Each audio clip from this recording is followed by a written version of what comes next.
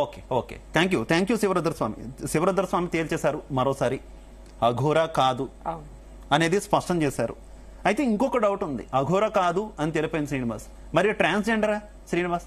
చాలా మంది మీ కమ్యూనిటీ సభ్యులు కాదు అని అంటున్నారు కదా, ఏంటి అసలు వాస్తవం ఏంటి? నిజంగా తను ట్రాన్స్జెండర్ కమ్యూనిటీ కాదండి, తను లేడీస్ కూడా కాదు, తను అఘోరి కూడా కాదని నేను చెప్తున్నా, ముందు నుంచి అదే చెప్తున్నా. కానీ లింగ మార్పిడి ఎందుకు చేసుకున్నాడు? లింగ మార్పిడి ఎందుకు చేసుకున్నాడు అంటే గతంలో అంటే చాలా రకాలుగా పుకార్లు ఉన్నాయి.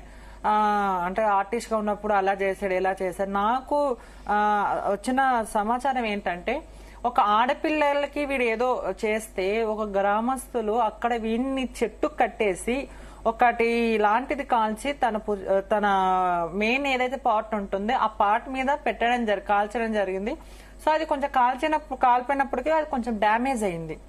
సో ఇంకా పురుషాంగం పని చేయకోకుండా ఇంకా సంసారం పని చేయకోకుండా ఇంకేం చేయాలి అంటే యూరిన్ స్ట్రక్ అయిపోయి కడప అంతా ఉబ్బిపోయి కొంచెం హెల్త్ ఇష్యూస్ రావడం వల్ల అప్పుడు ఎవరో ఒక సలహా తీసుకుని ట్రాన్స్జెండర్ కమ్యూనిటీ ఎవరో ఒకరు తీసుకొని తను పోయి ఇందోర్ పై సర్జరీ చేసుకోవడం జరిగింది. సర్జరీ చేసుకున్న తర్వాత ఇంప్లాంట్ సర్జరీ చేయించుకొని తను ఏం ఆలోచించాడంటే, సో ఇప్పుడు నేను సర్జరీ చేయించుకున్నాను, ఏదో అయిపోయింది, ఇప్పుడు నేను ట్రాన్స్జెండర్ కమ్యూనిటీకి వెళ్తే నేను వాళ్ళ వృత్తిలో నేను బతకలేను, ఇంకా నేను ఆడదానిలాగా ఉండలేను, పురుషలాగా ఉండలేను, ఇప్పుడు నేను ఏం చెయ్యాలి అంటే నేను ఒక అఘోర వేషం ఎత్తితే నేను ఏదన్నా చేస్తే చల్లుతుంది కదా. నాకు ఒక డౌట్ అండి, ఈ శ్రీనివాస్ అబ్బాయికి ఉన్నప్పుడు గతంలో ఏదన్నా గంజాయి కేసులు గానీ డ్రగ్స్ కేసులు గానీ ఏమైనా ఉన్నాయేమో, సో అందుకు ఈ అఘోర వేషం ఎంచుకున్నాడేమో. ఎందుకంటే అఘోర దీక్ష తీసుకున్న వాళ్ళ మీద ముందు కేసు ఏమైనా ఉంటే కూడా అవి చల్లవు. సో ఆ విధానంగా ఈయన తీసుకున్నారేమో నా మనసులో మాట. సో తను ఇలా అఘోర దీక్ష తీసుకొని జనాలని మాయ మాటలు నమ్మించడానికి వచ్చారు. స్టార్టింగ్ లో రావడమే బట్టలు లేకోకుండా వచ్చి కూర్చొని. సో చాలా మంది మీడియా వాళ్ళు అడిగిన ఇప్పుడు నా ఉన్నాయి ఒక 100 ఇంటర్వ్యూలు ఇచ్చింటా నేను నెల నుంచి శ్రీనివాస్ గురించి.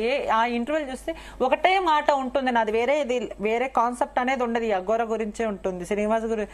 ఈయన ఒక్కొక్క ఛానల్లో యాంకర్లు అడిగిన ప్రశ్నలకి మీరు నేను మహిళని శివుడి మీద ఒట్టే చెప్తున్నా, నేను డేట్ అవుతాను, మీరు అవుతారు కదా ఆ సమయం మీరు ఏం చేస్తారు అంటే ఆ 3 రోజులు శ్మశానంలో ఉండి నేను బూడిద రాసుకుంటాను.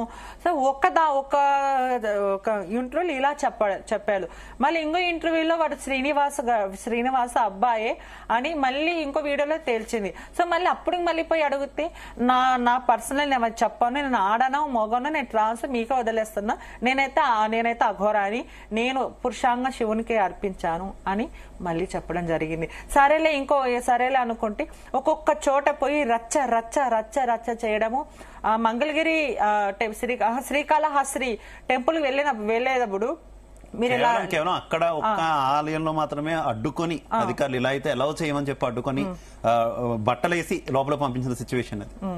సో ఎవరైనా కానీ అఘోరాలు వాళ్ళకి తెలుసు, వాళ్ళు చిన్న గోచి లాంటి. ఎందుకంటే నేను కూడా కాశీకి 8 సార్లు వెళ్ళాను. ఏదన్నా నాకు కూడా శివుడు అంటే చాలా ఆల్మోస్ట్ 16 శక్తి పీఠాలు 8 జ్యోతిర్లింగాలు కంప్లీట్ చేసి నాకు తెలుసు వాళ్ళు ఎలా ఉంటారు, వాళ్ళు ఎలా జీవిస్తారు అని. కానీ వాళ్ళకి చూసింది నేను శ్రీనివాస్ చూసింది చాలా డిఫరెంట్. శ్రీనివాస్ ఏంటంటే చాలా డిఫరెంట్ గా కొత్తగా జనాలకు తెలియని విషయం ఏంటంటే వీడు ఏదో చేయడానికి వచ్చాడని భ్రమలో నమ్ముతున్నారు. సో వాని గురించి నాకు తెలుసు కాబట్టి వీని గురించి మాట్లాడుతున్నా. నమ్మకండి. సరే అక్కడ శ్రీకాళహస్తిలో బట్టలు వేసుకో అంటే లేదు నేను బట్టలు వేసుకోను, మాకు రూల్స్, మేము ఇట్లానే వెళ్తామని. పోలీసు వాళ్ళు ఏమంటున్నారంటే అమ్మ మీరు వస్త్రధారాలు వేసుకోండి మీకు పంపిస్తానంటే నువ్వెవర్రా నాకు చెప్పడానికి, నువ్వెవర్రా నాకు ఏం మాట్లాడడానికి, నీకు అంత ఉందా, నేను చేసిన సాధన అంత ఉండదు అని టక్క పెట్రోల్ వేసుకుంటే ఇది దౌర్జన్యం కాక ఏంటండి నాకు అర్థం కాక. ఎక్కడైనా అఘోరాలు శాంతిగా ఉంటారు, మళ్ళీ ఈయన ఏం చేస్తున్నాడు నాకు అర్థం కాదు. సో పోయిన ప్రతి చోట న్యూసెన్సే చేస్తున్నాడు.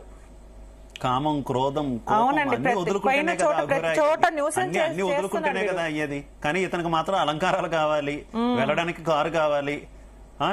సో ఏదో చేద్దామని వచ్చాడు. రైట్, మనతో పాటు కరాటే కళ్యాణి గారు జాయిన్ అయ్యారు. కళ్యాణి గారు నమస్తే, నా ఆడియో క్లియర్ గా ఉందా మీకు? ఉందండి. కళ్యాణి గారు అఘోరి